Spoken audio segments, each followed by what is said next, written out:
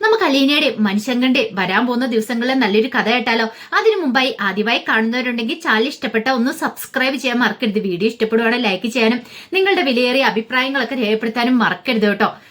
എന്താണെങ്കിലും നല്ല ഇടിവെട്ടുന്ന പണി തന്നെയാണ് വൈജിക്കിട്ട് കിട്ടുന്നത്. വൈജി ഒരിക്കലും പ്രതീക്ഷ കാര്യമല്ല ബാലേന്ദ്രന്റെ ഇപ്പോഴത്തെ രീതിയിലുള്ള പെരുമാറ്റം കാര്യങ്ങളൊക്കെ.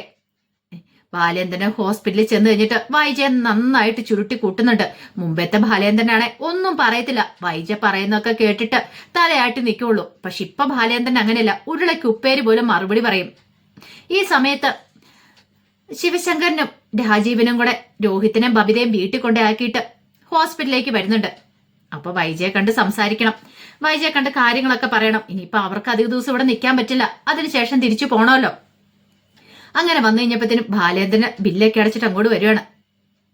ആ സമയത്താണ് രാജീവിന് ശിവശങ്കരനും അങ്ങോട്ട് ചെല്ലുന്നത്. ആങ്ങളമാർ രണ്ടുപേരും വന്നോ?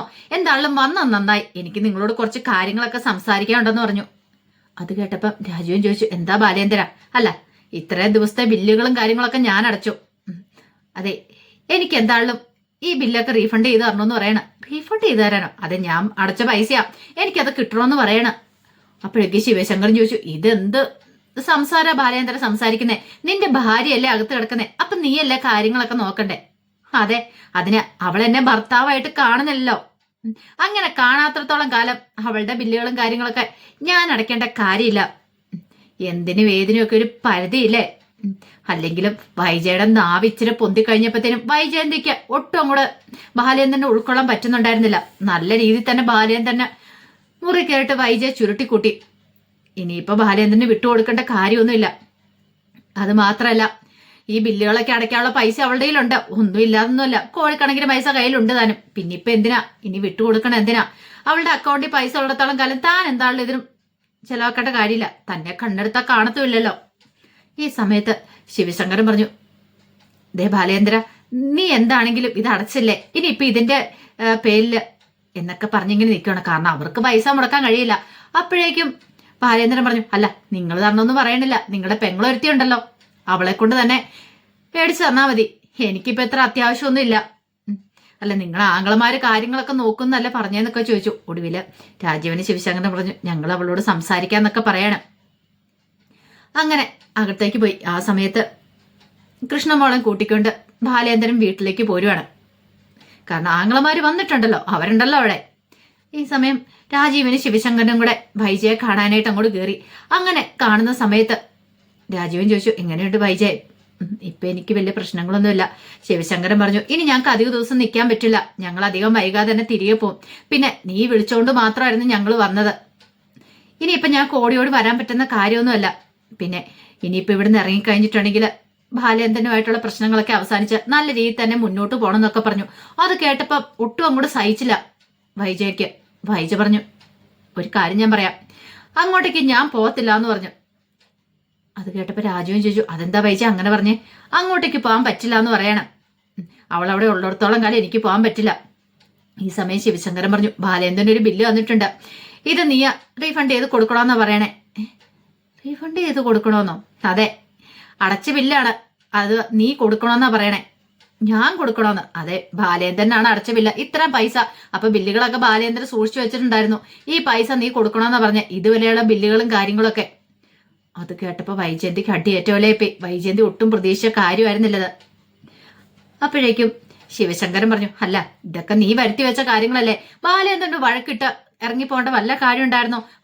അതും 1 മണി സമയത്തൊക്കെ രാത്രിയില് നീ എന്ത് കാണാനാ വൈജ ആ സമയത്ത് ഇറങ്ങിയത്?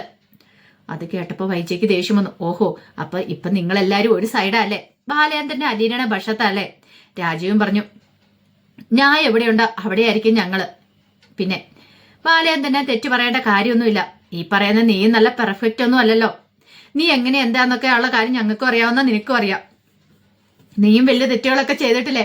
അപ്പൊ പിന്നെ ഇനിയിപ്പോ ബാലേന്ദ്രനെ കുറ്റപ്പെടുത്തിക്കൊണ്ട് നിൽക്കേണ്ട കാര്യമില്ല. ഇവിടുന്ന് ഡിസ്ചാർജ് ആയിട്ടുണ്ടെങ്കിൽ നീ കടപ്പാട്ട് വീട്ടിലേക്ക് പോകണമെന്ന് പറഞ്ഞു. വൈജയന്തി സമ്മതിച്ചില്ല. അപ്പോഴേക്ക് ശിവശങ്കരൻ പറഞ്ഞു, പിന്നെ നീ എങ്ങോട്ട് പോകുന്ന ഓർത്തോണ്ടാ, നിന്റെ മക്കളൊക്കെ അവിടെയുണ്ട്. ഇത് കേട്ടപ്പോ വൈജയന്തി പറഞ്ഞു, അതിനവര് കൊല്ലപ്പള്ളി വീട്ടിലല്ലേന്ന് ചോദിച്ചു. കൊല്ലപ്പള്ളി വീട്ടിലൊന്നുമില്ല, അവര് കടപ്പാട്ട് വീട്ടിലാ. ബാബിതേൻ രോഹിത് ഒന്ന് കടപ്പാട്ട് വീട്ടിലേക്ക് പോയി, അവരെ അവിടെ കൊണ്ടാക്കിയിട്ടാ ഞങ്ങള് ഇങ്ങോട്ടേക്ക് വരുന്നേ. അല്ലെങ്കിൽ എത്ര നാള് കൊല്ലപ്പള്ളി വീട്ടിൽ നിൽക്കാൻ പറ്റും? ഇനിയിപ്പം കടപ്പാട്ടിലേക്ക് നീ പോയില്ലെങ്കിൽ കൊല്ലപ്പള്ളിയിലേക്ക് വന്നാൽ നിന്നെ ആരാ നോക്കാനുള്ളതെന്നൊക്കെ പറഞ്ഞുകൊണ്ട് നന്നായിട്ട് ഫയർ ചെയ്യുന്നുണ്ട് വൈജയന്തിക്ക് അടി കിട്ടിയാലേ ഇത്രയ്ക്കൊന്നും വൈജയന്തി പ്രതീക്ഷിച്ചില്ല. തന്റെ ആങ്ങളമാരെല്ലാം അങ്ങോട്ട് നോക്കുന്നൊരു വിചാരമായിരുന്നു. പക്ഷെ ആങ്ങളമാരും വൈജയെ കൈയൊഴിഞ്ഞു. കാരണം അവർ നോക്കിക്കഴിഞ്ഞപ്പോ ഇനി ബാലേന്ദ്രൻ പറയുന്ന അനുസരിച്ച് നിന്നാലേ വൈജയന്തിക്ക് ഒരു നിലനിൽപ്പുള്ളൂ. അത് അവർക്കറിയാം. വൈജയന്തി അഹങ്കാരം കാണിച്ചു വന്നിട്ട് കാര്യമില്ല. അങ്ങനെ വന്നിട്ടുണ്ടെങ്കിൽ ബാലേന്ദ്രൻ ചിലപ്പോൾ പൊട്ടിത്തെറിച്ചെന്ന് വരും. പറയാവുന്നതിന്റെ മാക്സിമം അവര് പറഞ്ഞു കൊടുത്തു വൈജയന്തിക്ക്. പക്ഷെ വൈജയുടെ തലയിലേക്ക് ഒന്നും കയറുന്നില്ല. അഹങ്കാരം തലയ്ക്ക് പിടിച്ച് മത്ത് പിടിച്ചിരിക്കുമല്ലേ വൈജയന്തിക്ക്. ഇത്രയൊക്കെ കിട്ടിയാലും ചാവാതിച്ചൊരു ജീവൻ പോലെയും ബാക്കി കിട്ടിയത്. എന്നിട്ട് പോലും ആ അഹങ്കാരത്തിന് തെല്ലു കുറവുണ്ടായിരുന്നില്ല. ആ സമയത്ത് മണിശങ്കർ അലീനയെ കാണാനായിട്ട് അങ്ങോട്ട് വരുന്നുണ്ട്. അപ്പം അലീനയുടെ അടുത്തേക്ക് വരും. ഉച്ചയൂണൊക്കെ എനിക്ക് വേണമെന്ന് പറഞ്ഞിട്ടുണ്ടായിരുന്നു. അലീനെ പെട്ടെന്ന് തന്നെ ചോറും കറിയൊക്കെ ഉണ്ടാക്കി വെച്ചിട്ടുണ്ടായിരുന്നു. രോഹിതും ബബിതയൊക്കെ വന്നിട്ടുണ്ടായിരുന്നല്ലോ. അങ്ങനെ അലീന മണിശങ്കറിനെ കണ്ടു കഴിഞ്ഞപ്പോഴത്തേനും ഭയങ്കര സന്തോഷത്തോടെ ഇറങ്ങിച്ചിട്ട് പറഞ്ഞു ബാ മനുവേട്ടാന്നൊക്കെ പറഞ്ഞു. മണിശങ്കർ ചോദിച്ചു എന്തിയെ അവരെത്തിയോന്നൊക്കെ ചോദിക്കണം. രോഹിതും ബബിതയും വന്നിട്ടുണ്ട്. അവര് മുറിയിലേക്ക് പോയെന്ന് പറയണം. വല്ലതും പറഞ്ഞോന്ന് ചോദിക്കണം. എന്നോടൊന്നും പറഞ്ഞില്ല. ഞാനൊന്നും ചോദിക്കാൻ പോയില്ല മനുവേട്ടാ. ഇനിയിപ്പൊ ഞാൻ എന്തേലും ചോദിച്ചിട്ട് വേണം പിന്നെ അതിന്റെ പേര് പ്രശ്നം ഉണ്ടാവാനായിട്ടെന്ന് പറഞ്ഞു. സാരല്ല, ഒന്നും ചോദിക്കാനും പറയാനൊന്നും പോകണ്ടെന്ന് പറയണം. പിന്നീട് അങ്ങനെ സംസാരിക്കണ സമയത്ത് അലീന പറഞ്ഞു എനിക്ക് രേവതിക്കുട്ടിയെ പോയി ഒന്ന് കണ്ടാ കൊള്ളാന്നുണ്ട്. കുറച്ച് ദിവസങ്ങളായി അവളെ കണ്ടിട്ടെന്ന് പറയണം. അത് കേട്ട മനുഷ്യൻ പറഞ്ഞു അങ്ങനെയുണ്ട് കാര്യം ചെയ്യാം. ഞാൻ പോന്ന കൊടുത്തി പോരെ, ഞാൻ കൊണ്ടാവാന്ന് പറയണം. എങ്ങോട്ട്? എറണാകുളത്തിന്. അല്ല അത് പിന്നെ മനുവേട്ടാ, അതെ ഒരു കാര്യം ചെയ്യാം, നാളെ എന്ന് എൻ്റെ കൂടെ പോരെ, ഞാൻ കൊണ്ടുപോവാന്ന് പറയണം. അത് കേട്ടപ്പോ അലീന പറഞ്ഞ അച്ഛനോടൊക്കെ ചോദിക്കണം എന്ന് പറയാം. അതിനെന്താ അങ്കിളിനോട് വേണം ഞാൻ ചോദിക്കാന്ന് പറയണം. ഏയ് അത് സാരല്ല, ഞാൻ ചോദിച്ചോളാന്ന് പറയണം. അങ്ങനെ അലീന ആഹാരമൊക്കെ വിളമ്പി കൊടുക്കുകയാണ്. അപ്പൊ അന്ന് മീനൊക്കെ മേടിച്ചോണ്ടാ മണിശങ്കർ വന്നത്. അപ്പൊ മീനൊക്കെ മേടിച്ചോണ്ട് വരണമെന്ന് അലീന പറഞ്ഞിട്ടുണ്ടായിരുന്നു. അങ്ങനെ മീനൊക്കെ കൊണ്ട് അതൊക്കെ കറി വെച്ച് നല്ല വിഭവസമൃദ്ധമായ ഒരു സദ്യ തന്നെയാണ് മണിശങ്കറിന് കൊടുത്തത്. മണിശങ്കറിന് ഭയങ്കര ഇഷ്ടമായി. അലീന ഉണ്ടാക്കുന്ന കറികൾക്കൊക്കെ ഭയങ്കര ടേസ്റ്റ് ആയിരുന്നല്ലോ. അങ്ങനെ കുറെ സമയം കഴിഞ്ഞപ്പോഴത്തേനും മണിശങ്കറിനോട് പോവാണ്. ഈ സമയത്ത് ബബിതയും അതുപോലെ തന്നെ രോഹിത്തും മുറിയിലാണ്. മുറിയിൽ നിന്ന് ഇറങ്ങി വന്നത് പോലും ഇല്ല അവര്. അലീനെ ചെന്ന് വിളിച്ചിട്ടും ഇറങ്ങി വന്നിട്ടൊന്നും ഇല്ലായിരുന്നു. പിന്നെ അലീനെ കൂടെ നിന്ന് നിർബന്ധിക്കാനൊന്നും പോയില്ല. കുറച്ച് സമയം കഴിഞ്ഞപ്പം ബാലേന്ദ്രനും കൃഷ്ണമോളും കൂടെ വന്നു. അങ്ങനെ അവർക്ക് ഊണൊക്കെ വിളമ്പിക്കൊണ്ട് കൊടുത്തു. അവരും കഴിച്ചു കഴിഞ്ഞപ്പോഴത്തേനും ബാലേന്ദ്രന് ബബിതയും രോഹിത്തിനെയും കൂടി ചോദിക്കണം. അവരും മുറിയിലുണ്ടെന്ന് പറയണം. ആ സമയം കൃഷ്ണമോള് പറഞ്ഞു എനിക്ക് ഇതൊക്കെ അറിയായിരുന്നു ചേച്ചി, എത്ര ദിവസം അവിടെ നിൽക്കുമെന്ന് ഓർത്തായിരുന്നേ. ബാലേന്ദ്രൻ പറഞ്ഞൊരു പാഠം പഠിക്കട്ടെ എന്ന് കരുതിയ ഞാനും വിളിക്കായിരുന്നേന്ന് പറയണം. അങ്ങനെ അന്ന് വൈകുന്നേരം ആയി കഴിഞ്ഞപ്പോഴത്തേനും ബബിത മുറിയിൽ നിന്ന് ഇറങ്ങി വന്നു കഴിഞ്ഞപ്പോഴത്തേനും അലീനെ എന്നിട്ട് പറഞ്ഞു അല്ല ചോറ് കഴിക്കാൻ എടുക്കട്ടെ എന്നൊക്കെ ചോദിക്കണം. ബബിത ഒന്നും പറഞ്ഞില്ല, ഒന്നും മിണ്ടായിരുന്നു. അപ്പോഴത്തേക്കും അലീന എന്ത് ചെയ്തു, എന്നൊരു കാര്യം ചെയ്യാം, ജ്യൂസ് എടുത്തോണ്ട് കൊടുക്കാന്ന് ഓർത്തോണ്ട് ഒരു ജ്യൂസൊക്കെ ആയിട്ടും കൂടി ചെല്ലുവേണം. അങ്ങനെ ജ്യൂസ് എടുത്ത് കൊടുത്തിട്ട് ബബിതയോട് കുടിക്കാൻ പറഞ്ഞ് കൊടുക്കുമ്പോഴത്തേനും ബബിത ഒറ്റ തട്ടലായിരുന്നു. അതിനിടെ ജ്യൂസും ഇതെല്ലാം കൂടെ താഴേക്ക് വീണം. ആ ഒച്ച കേട്ടോണ്ട് ബാലേന്ദ്രൻ അങ്ങോട്ട് വന്നു. ബാലേന്ദ്രന് സഹിച്ചില്ല. അത് കണ്ടു കഴിഞ്ഞപ്പോഴത്തേനും ബാലേന്ദ്രൻ അല്ലെങ്കിൽ തന്നെ ദേഷ്യം ഉണ്ടായിരുന്നു. ബാലേന്ദ്രൻ അത് മുഴുവൻ തീർത്തു ബബിതയോട്. മര്യാദയാണ് മര്യാദ, അല്ലാതെ നിന്റെയൊക്കെ തോന്നിയാസം നടക്കാനാണെങ്കിൽ ദേ വന്ന വഴി തന്നെ തിരിച്ചു പോയിക്കോണം, ഇവിടെ ഇതൊന്നും പറ്റില്ല എന്ന് പറഞ്ഞു. പിന്നീട് അലീനയോട് പറഞ്ഞു ഇനിയിപ്പൊ ഒന്നും എടുത്തോണ്ട് കൊടുക്കേണ്ട കാര്യമില്ല, അവനവന് വിശക്കുമ്പോ അവനോ വന്ന് എടുത്ത് കഴിച്ചോട്ടെ, അല്ലാതെ എങ്ങനെ ഇപ്പൊ എടുത്തോണ്ടേ കൊടുക്കേണ്ട കാര്യമൊന്നുമില്ല, വെച്ചുണ്ടാക്കി വെച്ചാൽ മാത്രം മതി. ഇത്രയ്ക്ക് അഹങ്കാരം കാണിക്കുന്നവന്മാരൊക്കെ അതിന്റെ വില എന്താണെന്ന് അറിയത്തില്ല എന്നൊക്കെ പറഞ്ഞ് ബാലേന്ദ്രൻ നല്ല രീതിയിൽ തന്നെ വഴക്ക് പറയുന്നുണ്ട്. പിന്നീട് പിറ്റേ ദിവസമായി കഴിഞ്ഞപ്പോ ബാലേന്ദ്രന്റെ അടുത്ത് നിന്ന് അലീനെ പെർമിഷൻ ചോദിക്കുന്നുണ്ട് രേവതിക്കുട്ടിയെ കാണാൻ പോകാനായിട്ട്. പിന്നെ മനുവേടനുണ്ടെന്നൊക്കെ പറഞ്ഞു കഴിഞ്ഞപ്പോഴത്തേനും ബാലേന്ദ്രൻ പറഞ്ഞു ശരിയെന്നാ പോയിട്ട് വരാം, പോയിട്ട് അന്ന് തന്നെ വരാമെന്ന് പറയണം. കാരണം അവിടെ സ്റ്റേ ചെയ്യാനായിട്ട് പറ്റില്ല, ഇവിടെ ഞാൻ വീട്ടിലാണെങ്കിലും ആരും ഒന്നും ഇല്ലല്ലോ.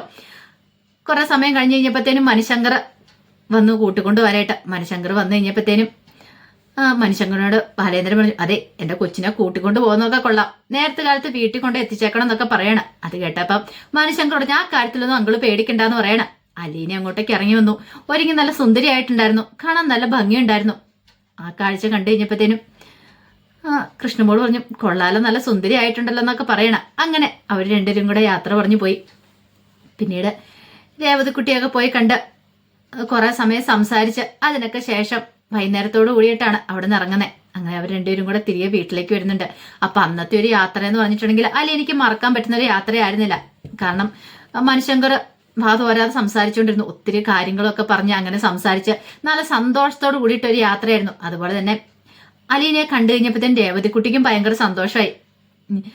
അലീന അങ്ങനെ ചെല്ലുമെന്നൊന്നും ഒരിക്കലും പ്രതീക്ഷ കാര്യമായിരുന്നില്ലല്ലോ. അങ്ങനെ തിരിച്ചവരെ വീട്ടിലേക്ക് വരുന്നുണ്ട്.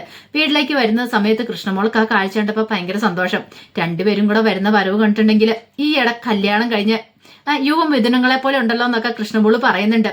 അത് കേട്ടപ്പം അലീന ഒന്നുകൂടി മിണ്ടാതെ പോയിക്കോ എന്നൊക്കെ പറഞ്ഞിട്ട് കൃഷ്ണമോളെ ഓടിക്കുന്നുണ്ട്. എന്താണെങ്കിലും കൃഷ്ണമോൾക്ക് അവർ രണ്ടുപേരും തമ്മിൽ ആ ഒരു ജോഡി കാണുമ്പോൾ ഭയങ്കര ഇഷ്ടമായിരുന്നു. അവർ രണ്ടുപേരും ഒന്നിച്ച് നടക്കുന്നത് കാണുമ്പോൾ രണ്ടുപേരും തമ്മിൽ നല്ല ജോഡിയാന്ന് കൃഷ്ണമോൾ ഇടയ്ക്കിടയ്ക്ക് പറയുകയും ചെയ്യായിരുന്നു. അതുപോലെ തന്നെ മനുഷ്യങ്ങളുടെ ഉള്ളിലും വല്ലാത്തൊരു സ്നേഹം അടുപ്പമൊക്കെയാണ് അലീനയോട്. അന്ന് അലീനയെ കൊണ്ട് വിട്ടിട്ട് വീട്ടിലേക്ക് പോയെങ്കിലും മനുശങ്കറിനെ വീട്ടിൽ ചെന്ന് കഴിഞ്ഞപ്പോഴത്തേനും അലീനയെ വിളിക്കാൻ തോന്നി. അങ്ങനെ അലീനയെ വീണ്ടും മനുശങ്കർ രാത്രി വിളിക്കുകയാണ്. അപ്പോഴേക്കും അലീന ചോദിച്ചു, എന്താ മനുവേട്ടാന്ന് ചോദിച്ചു. എന്താ ഇപ്പൊ വിളിച്ചേ? എന്താ എനിക്ക് വിളിക്കാൻ പാടില്ലേ എന്ന് ചോദിച്ചു. അല്ല അത് പിന്നെ അതെ, ഞാന് കടപ്പാട്ടൊരു വീട്ടില് ഒരു പെങ്കൊച്ചിനെ കൊണ്ടേ വിട്ടിട്ടുണ്ട്. അതാ അവളെ ആദ്യം ഞാൻ കാണുന്ന സ്നേഹനികേതത്തിന് വെച്ചാ കാണുന്നേ. എന്ത് ചെയ്യാനെന്ന് പറ. അന്ന് അവളെ അവിടെ കണ്ടത് മുതല് ഇന്ന് ഈ നിമിഷം വരെ അവൾ എന്റെ മനസ്സിലുണ്ട്. എന്താന്ന് അറിയത്തില്ല, അവൾ എന്റെ മനസ്സിൽ നിന്ന് മായുന്നില്ല എന്ന് പറയണം. അപ്പോഴേക്കും അലീന പറഞ്ഞേ വേണ്ട വേണ്ടെന്നൊക്കെ പറയണം. അത് കേട്ടപ്പം മനുശങ്കർ പറഞ്ഞു, അത് ഞാൻ പറയാനുള്ള ആരുടെ മുഖത്ത് നോക്കിയാളും പറയും. ഉള്ള കാര്യം ഞാൻ പറഞ്ഞ്, സത്യമായിട്ടുള്ള കാര്യം പറഞ്ഞ്. എനിക്ക് അവളെ ഇടയ്ക്കിടയ്ക്ക് വിളിക്കാൻ തോന്നുന്നുണ്ട്, ഞാൻ വിളിക്കുക തന്നെ ചെയ്യുന്നു പറയണം. അത് കേട്ടപ്പോൾ അലീനയ്ക്ക് ചെറിയൊരു നാണമൊക്കെ വന്നു. അലീനയ്ക്ക് അറിയാം മനുഷ്യങ്ങനെ തന്നെ ഇഷ്ടമെന്നുള്ള കാര്യങ്ങളൊക്കെ. അപ്പൊ അതിന്റെ വിശേഷങ്ങളൊക്കെ കാണാൻ പോകുന്നത്. ആ വിശേഷങ്ങൾക്കായി നമുക്ക് എല്ലാവർക്കും കാത്തിരിക്കാട്ടോ. ഒരിക്കൽ കൂടി എല്ലാവർക്കും ശുഭരാത്രി നേർന്നുകൊണ്ട് നിർത്തുന്നു. നന്ദി.